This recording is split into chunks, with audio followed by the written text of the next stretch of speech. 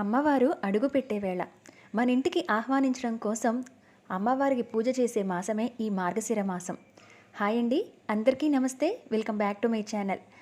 ఇవాల్టి వీడియోలో మార్గశిర మాసం లక్ష్మీవారం పూజ చేసుకున్న తర్వాత అమ్మవారికి ఉద్వాసన ఎప్పుడు చెప్పాలి, ఎలా చెప్పాలి, మరి పూజలో వాడిన వస్తువుల్ని ఏం చేయాలి, అలాగే ఈ మార్గశిర లక్ష్మీవారాలు పూజ చేసుకుంటున్నప్పుడు నన్ను అడిగిన కొన్ని సందేహాలను కూడా క్లారిటీ ఇస్తూ ఈ వీడియోను అప్లోడ్ చేస్తున్నాను. ఇంకా మనకి మార్గశిర లక్ష్మీవారాలు మొత్తంగా 5 వస్తే ఇంకా 4 వారాలు ఉన్నాయండి. ఇవాళ వచ్చేసి మొదటి లక్ష్మీవారం, ఇంకా మనకి 4 వారాలు ఉన్నాయి లక్ష్మీవారాలు. మరి విశేషంగా 4 వారాలు పూజ చేసుకుంటూ ఉంటాం కనుక ఎటువంటి సందేహం లేకుండా మీరందరూ కూడా ఆ తల్లిని ఆరాధించాలి అని మనస్ఫూర్తిగా కోరుకుంటూ ఇవాల్టి వీడియోలో పూర్తి వివరాలతో అయితే షేర్ చేస్తున్నాను. ఎక్కడ స్కిప్ చేయకుండా అయితే చూడండి. అమ్మవారిని ఆరాధించడం కోసం ప్రత్యేకమైన మాసమే ఈ మార్గశిర మాసం. శ్రావణ మాసం వరలక్ష్మీ తల్లి రూపంలో అమ్మవారిని ఎంత ఆరాధన చేస్తామో ఈ మార్గశిర మాసంలో కూడా అమ్మవారిని అంతే ప్రత్యేకంగా పూజించుకోవాలి. మరి మార్గశిర లక్ష్మీవారం అమ్మవారికి పూజ చేసుకుంటాం కనుక ఉద్వాసన ఎప్పుడు చెప్పాలి? నార్మల్గా మనం మంగళ శుక్రవారంలో అమ్మవారిని పూజిస్తూ ఉంటాము. ఆ రోజు అమ్మవారిని కదిలించము. మరి ఈ మార్గశిర మాసం లక్ష్మీవారాలు కదా ప్రత్యేకంగా అమ్మవారికి పూజ చేస్తుంది. లక్ష్మీవారం అంటే గురువారం. మరి గురువారం అమ్మవారికి పూజ చేస్తున్నప్పుడు అమ్మవారికి ఉద్వాసన ఏ రోజున చెప్పాలి, ఎలా చెప్పాలి, అలాగే పూజలో వాడిన వస్తువులు ఏం చేయాలి తెలుసుకున్న తర్వాత సందేహాలనేవి కూడా నేను క్లారిటీ ఇస్తాను. ముఖ్యంగా అమ్మవారికి మార్గశిర లక్ష్మీవారం పూజ చేస్తున్నాము అని అంటే ముందు రోజు నుంచే మనం ఇంటి ముందు ముగ్గు పెట్టుకోవటం, గడపను తుడిచి అలంకరించడం, అలాగే ముఖ్యంగా వచ్చేసి గడప ముందు ముగ్గు వేసుకోవడం, అమ్మవారి పాదాలను వేయటం, మనం ఎక్కడైతే పూజ చేసుకుంటున్నామో ఆ పూజా ప్రదేశాన్ని అలంకరించుకోవటం, ఒకవేళ మీరు ప్రత్యేకంగా పీఠం పెడితే కనుక ఆ ప్రదేశాన్ని కూడా ముగ్గులతో అలంకరించి పీఠాన్ని ఏర్పాటు చేసుకోవటం, ఇవి ముందు నుంచే చేసుకోవచ్చు. అయితే మరి ఉద్వాసన ఏ రోజు చెప్తాము అనేది చెప్తానండి. మనం మార్గశిర లక్ష్మీవారం అంటే గురువారం ఈ పూజ అనేది చేస్తాము. అయితే ఎప్పుడు కూడా మంగళ శుక్రవారాల్లో అమ్మవారికి ప్రత్యేకంగా పూజ చేసుకునే మనం ఈ మార్గశిర మాసంలో మాత్రం గురువారం చేస్తున్నాం కనుక గురువారం కూడా ఉద్వాసన చెప్పకూడదు. అంటే మీరు ఉదయం చేసినా సాయంత్రం చేసినా ఆ రోజు అమ్మవారికి ఉద్వాసన చెప్పకూడదు. మనం ఎప్పుడు కూడా పూజ చేసిన రోజు సహజంగా ఉద్వాసన చెప్పం. కాబట్టి ఆ రోజు గురువారం నాడు కూడా ఉద్వాసన చెప్పకూడదు. మరి మరుసటి రోజు శుక్రవారం అయిపోతుంది. శుక్రవారం కూడా అమ్మవారికి ఉద్వాసన చెప్పకూడదండి. అంటే గురువారం కూడా మీరు పూజ చేసుకోవాలి, శుక్రవారం కూడా యథావిధిగా దీపం పెట్టి పండు కానీ పాలు కానీ ఏదైనా నైవేద్యం పెట్టాలి. అలాగే శనివారం ఉదయం కూడా మళ్ళీ పూజ చేసుకొని, అంటే గురువారం మీరు ఎంత విశేషంగా చేసుకున్నా శుక్రవారం కూడా మీరు అదే విధంగా చేసుకోవచ్చు. లేదా అష్టోత్తరం వరకు చదువుకొని 2 పూలు పెట్టి అమ్మవారికి పండు పాలు నైవేద్యంగా పెట్టి శనివారం కూడా అదే విధంగా మళ్ళీ ఉదయం కూడా పూజ చేసుకుని, అంటే దీపారాధన చేయటం క్లుప్తంగా చేసుకుంటే సరిపోతుంది. పండు కానీ పాలు కానీ పాలల్లో కొంచెం తేనె చుక్క కానీ వేసి నైవేద్యం పెట్టేసి శనివారం మనం ఉద్వాసన అనేది చెప్పాలి. అమ్మవారి పాదాలను పెట్టుకొని ప్రత్యేకంగా పూజ చేస్తాం. ఈ వస్తువులు ఏవైనా సరే ఉద్వాసన చెప్పేంత వరకు కూడా కదిలించడానికి వీల్లేదు. కాబట్టి మీరు పూజ చేసుకునే ముందే ప్రత్యేకంగా పీఠం పెడితే గురువారం పూజకి, శుక్రవారం పూజకి, శనివారం తీసేంత వరకు కూడా, అంటే అమ్మవారికి ఉద్వాసన చెప్పి కదిలించేంత వరకు కూడా మనకి వీలవుతుందా లేదా చూసుకొని పీఠం పెట్టుకోండి. లేదా మీరు ఎక్కడైతే పూజా మందిరం ఉందో అక్కడే చేసేసుకోవచ్చు. కాబట్టి మనం శనివారం మాత్రమే ఉద్వాసన చెప్పాలి. ఆ ఉద్వాసన చెప్పేటప్పుడు కూడా శనివారం ఉదయం దీపారాధన చేస్తారు కదా, ఆ దీపారాధన చేసిన తర్వాత పూజ అంతా అయిపోయి అమ్మవారికి నైవేద్యం హారతి ఇచ్చేసిన తర్వాత అప్పుడు ఆ దీపం ఉండంగానే ఇక్కడ నేను స్క్రీన్ మీద మంత్రం ఇచ్చాను కదండి, అది చెప్పుకుంటూ అమ్మవారిని 3 సార్లు ఎత్తి కింద పెట్టాలి. అంటే అప్పుడు అమ్మవారిని కదిలించినట్టు అవుతుంది. అంటే నా శక్తి మేరకు నేను పూజలు చేశాను, మళ్ళీ నేను పిలిచినప్పుడు, అంటే మళ్ళీ పూజలు చేసినప్పుడు నా ఇంటికి రా తల్లి అని, అంటే ఇక్కడ అమ్మవారిని మనం పూర్తిగా పంపించేసినట్టు కాదు. ఒక పీఠాన్నంటూ ఏర్పరిచి అమ్మవారికి అన్ని ఉపచారాలతో పూజ చేశాం కనుక అప్పటి వరకు మనం ప్రతిరోజు కూడా అమ్మవారికి నైవేద్యాలు పెట్టి విశేషంగా పూజలు చేయలేము. కాబట్టి అప్పటి వరకు చేసినందుకు అమ్మవారికి ఆ విధంగా ఉద్వాసన చెప్పాలి.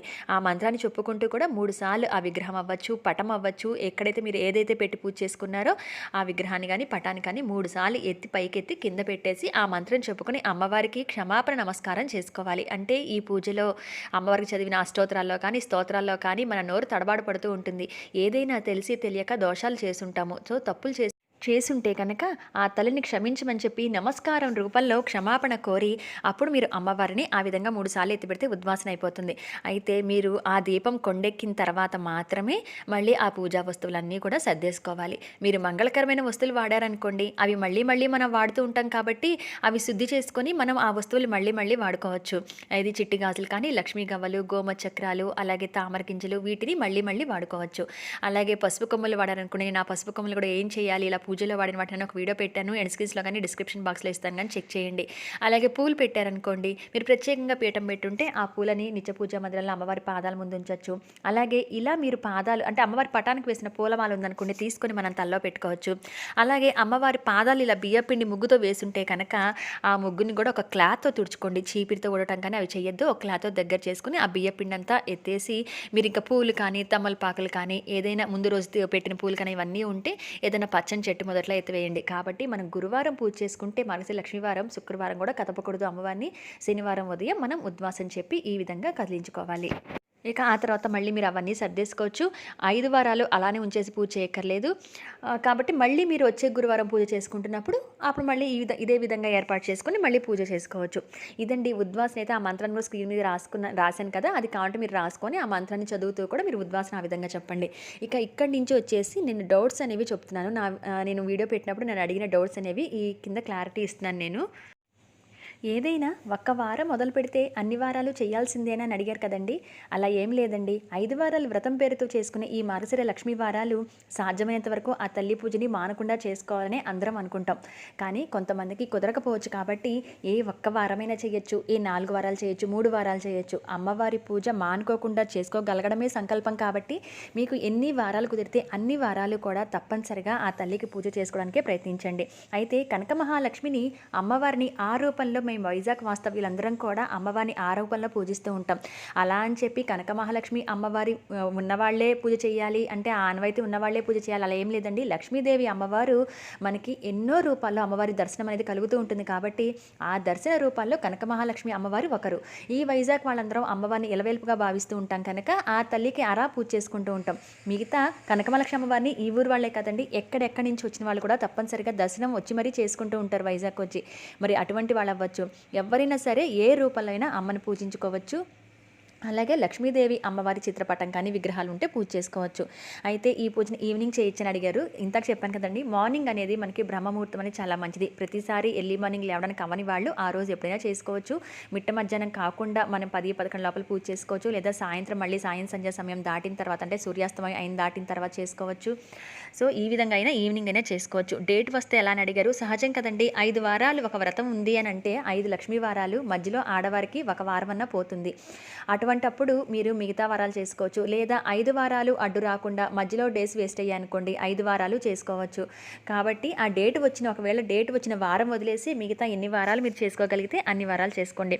నాన్ వెజ్ తినకూడదా అంటే పూజ చేసిన లక్ష్మీ వారం మాత్రం నాన్ వెజ్ తినకూడదండి.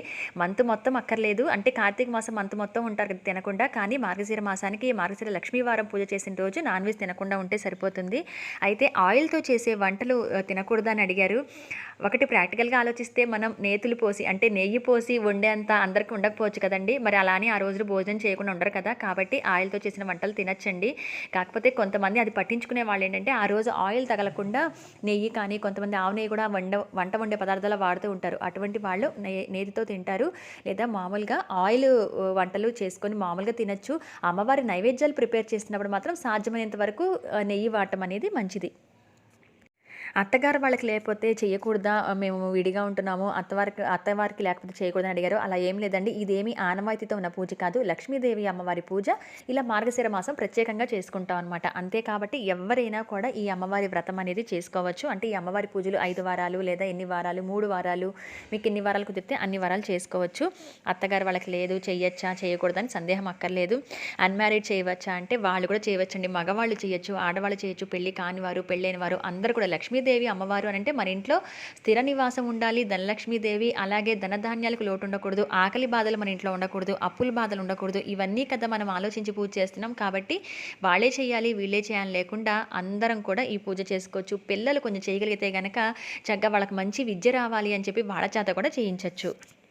ఫిఫ్త్ డే చేయొచ్చా అని అంటున్నారు.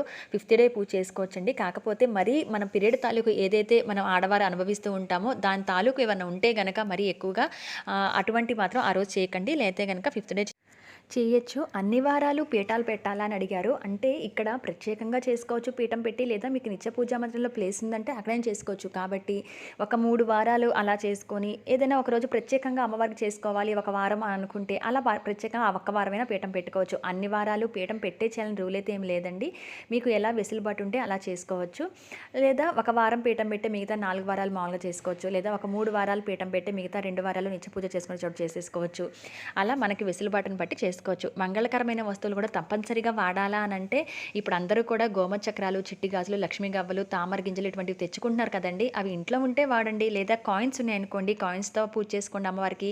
ఇవి కూడా ఏమీ లేవంటే పసుపు కొమ్ములు మనకు దొరుకుతాయి, పసుపు కొమ్ములతో చేసుకోవచ్చు. మామూలుగా మనం వేసుకునే పెద్ద గాజులు ఉంటాయి, అవి తెచ్చి అమ్మవారికి పూజ చేసుకోవచ్చు. ఇక ఇవి కూడా మేము కొనలేము అని అంటే అక్షింతలు ఇంట్లో ఉండే బియ్యంతో కలుపుకోగలిగినవి కాబట్టి ఆ అక్షింతలతో కూడా అమ్మవారికి పూజ చేసుకోవచ్చు. పూలతో చేయొచ్చు. కలశం పెడతారా అని అడుగుతున్నారు కదా. కలశం అనేది ఆనవాయితీ ఉన్నవాళ్ళు పెడతారు. ప్రత్యేకంగా ఈ వ్రతాలు మార్గశిర మాసం ప్రతి సంవత్సరం చేసేవాళ్ళు ఎవరైతే ఉన్నారో వాళ్ళు కలశాన్ని కూడా పెట్టుకుంటారు. ఏదైనా ఒక్క వారం కూడా పెట్టుకుంటారు కలశం పెట్టేవాళ్ళు. లేదంటే మామూలుగా కలశం లేకుండా కూడా చేసుకోవచ్చు. నైవేద్యాలు కూడా అంతే అండి. నేను పూజా వీడియోస్లో ప్రారంభ ముగింపు తేదీలు చెప్పినప్పుడు కూడా నేను షేర్ చేస్తున్నాను ఏ వారం ఏ నైవేద్యం పెట్టాలి అనేది. అలా మీరు శక్తి ఉండి వండి పెట్టగలిగితే అమ్మవారికి అటువంటి నైవేద్యం పెట్టచ్చు. లేదా పాలు, పండ్లు, పానకం, వడపప్పు, చలిమిడి ఇటువంటివి కూడా నైవేద్యం పెట్టచ్చు. ఇదండి ఇవాల్టి వీడియో. అమ్మవారికి ఉద్వాసన ఎలా చెప్పాలి, అలాగే నేను అడిగిన సందేహాలకు కూడా మీకు క్లారిటీ అనేది ఇచ్చాను అనుకుంటున్నాను. ఏదైనా డౌట్స్ ఉంటే ఇంకా మీ మనసుకి ఏదైనా అనిపిస్తే నాకు కింద కామెంట్ సెక్షన్లో చెప్పండి. మరి ఈ ఇన్ఫర్మేషన్ మీకు నచ్చుతుంది అనుకుంటున్నాను. మీ ఫ్యామిలీకి, ఫ్రెండ్స్కి షేర్ చేయండి. ఛానల్ని సబ్స్క్రైబ్ చేస్తారని అనుకుంటున్నాను. మరొక మంచి వీడియోలో మళ్ళీ కలుస్తాను మిమ్మల్ని అందరినీ. అంతవరకు సెలవు. నమస్కారం.